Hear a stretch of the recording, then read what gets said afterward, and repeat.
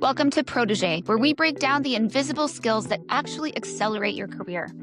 I'm Molly Jaggers, and today we're diving into a distinction most people don't realize. That transition from individual contributor to leader, it doesn't start when you get the promotion. It starts the moment you decide you want to be seen differently. Maybe you're an IC right now and working on becoming someone worth promoting, or maybe you already got promoted and you're figuring out how to actually lead. Either way, chances are you're facing the same challenge, letting go of your IC identity. And here's what nobody tells you about that transition. It's not about learning new skills. Yes, you need to learn delegation and feedback and all of that, but the real work, it's internal. And the people who actually accelerate, who just seem to get it, they make that mindset shift first. The promotion then becomes recognition of what's already true. And whether you're preparing for that transition or already in it, that psychological work is the foundation for everything else. So it's what we're going to talk about today.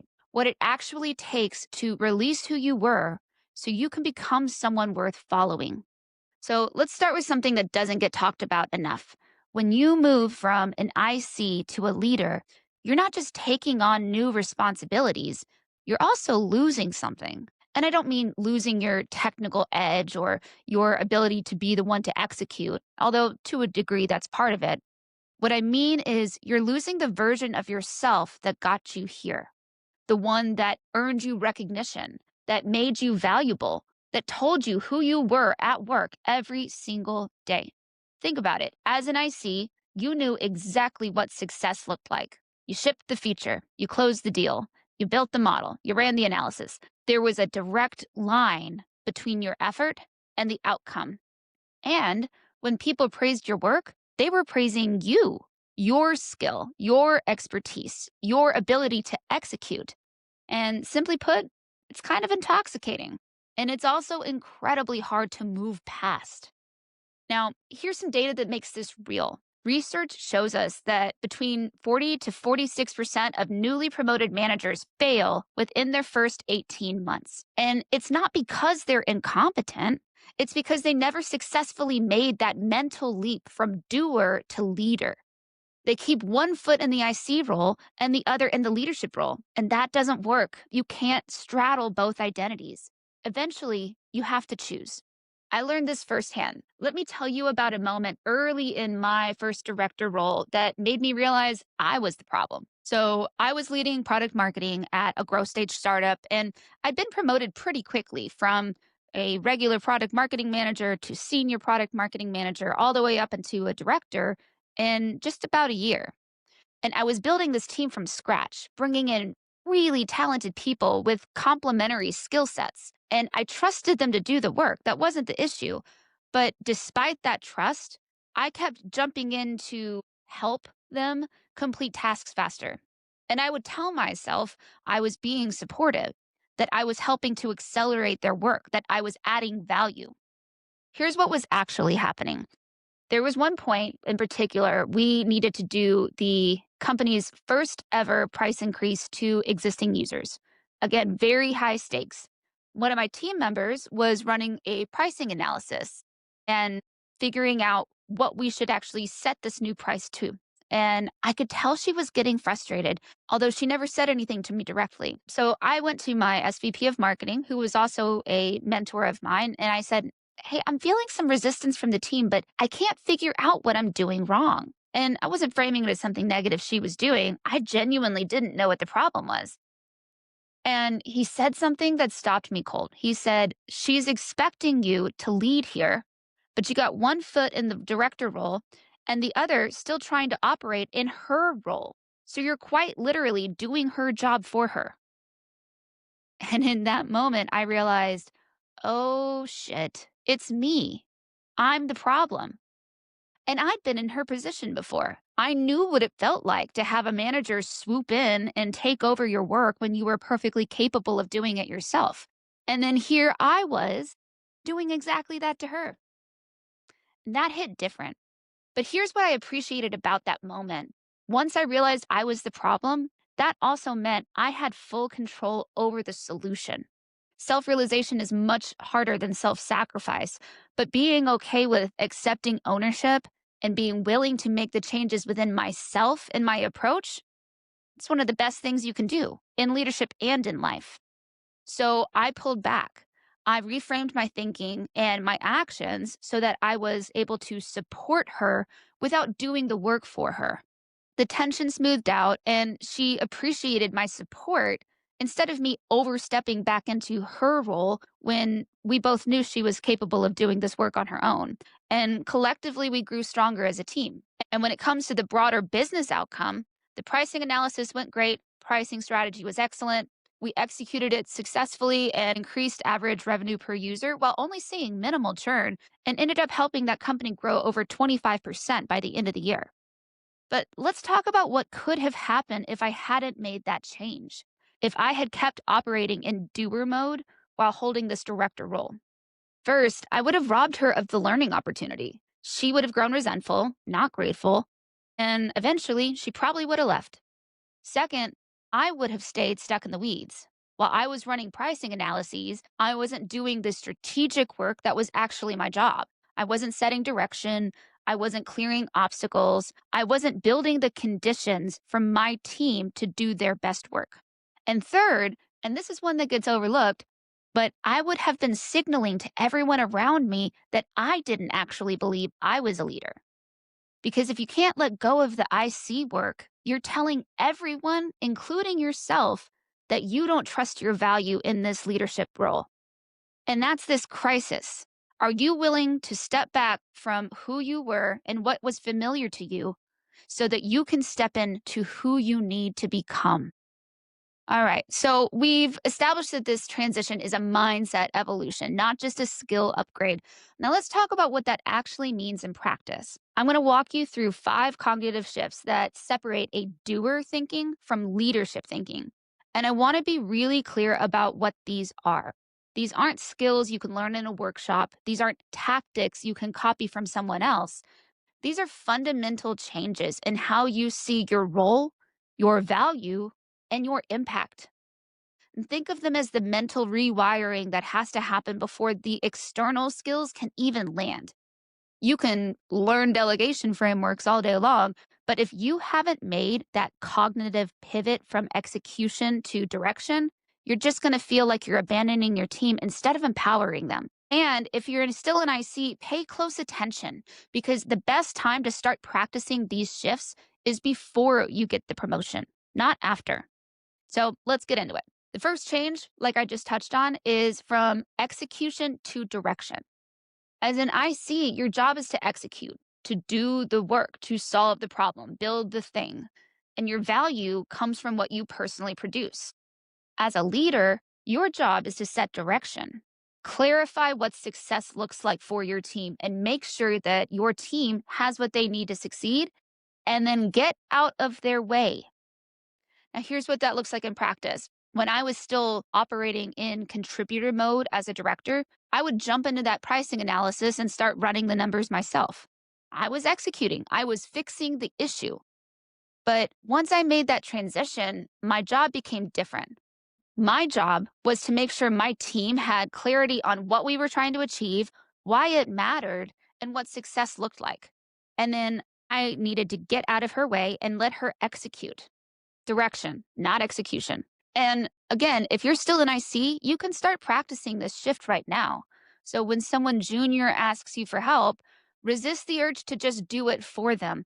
Give them direction instead. Show them how to think through it. And you're building that muscle memory for leadership before you even have the title.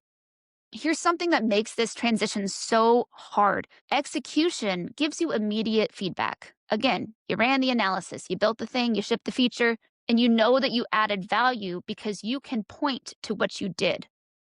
But direction, that's uncomfortable because you're not doing the work anymore the way that you had up until this point. You're setting up the conditions for someone else to do the work successfully. And that means the value you add can feel less visible, less immediate, and sometimes a lot harder to quantify. But that's the evolution from creating value yourself to setting the stage for others to create value. The second evolution is from fixing issues to developing people who can fix them. As an IC, your job is to solve problems. Someone hands you a challenge, you figure it out. You're the expert, you're the one with the answers. And every time you solve a problem, you prove your worth. As a leader, your job is to build problem solvers, to develop the people on your team so that they can solve problems without you, to coach them through challenges instead of solving the challenges for them. And this is a hard transition because handling it yourself is faster, it's more efficient, and it feels productive. But when you jump in to fix things for your team, you are building a dependency. So they have to come to you every time something goes wrong. They wait for you to make decisions and they don't develop their own muscle for working through challenges. And then you become the bottleneck. Here's what developing capable people looks like instead. When someone on your team comes to you with an issue, resist the urge to fix it. Instead, you ask questions, get curious, you coach them through their thinking, and then you help them build their own framework for tackling that type of challenge. It takes longer, it's harder, and it requires more patience. But you're building capability that scales. You're developing people who can operate without you. And that's the job of a leader, not to be the smartest person in the room, but to build a room full of people who can figure things out as well as you can. Now, the third pivot is one that can mess with your head the most. When I was still in execution mode, I thought my job was to produce deliverables, strategy docs, frameworks, positioning, and I measured my weeks by what I shipped. But here's what I eventually realized. My actual job was to make sure my team had clarity on priorities, access to the right stakeholders, and protection from unnecessary distractions. My job was now to build the environment where they could produce excellent work. And the hardest part is that a lot of that work can feel invisible. When you make things, people see what you did. But when you're setting the stage, the outcome is someone else's success. You cleared the path, you secured resources, protected your time, and as a result, they shipped something excellent. And so that's this shift from producing things yourself to creating the conditions where your team can thrive. So now you set the stage, you created the conditions. Now here's the hard part. Can you actually let go? When you delegate something, do you trust that it's handled or do you hover? Because as an IC, you typically control your work. You know exactly how it's going to get done because you know you're the one doing it. And that control is comfortable, it's predictable. As a leader, you have to trust other people. And that can be terrifying. What if they don't do it the way you would? What if they make mistakes? And here's what I had to learn. Trust doesn't mean blind faith. It means setting clear expectations, providing the right support, and then getting out of the way. It means accepting that different doesn't mean wrong. Your team might approach something completely different than you would and still nail the outcome.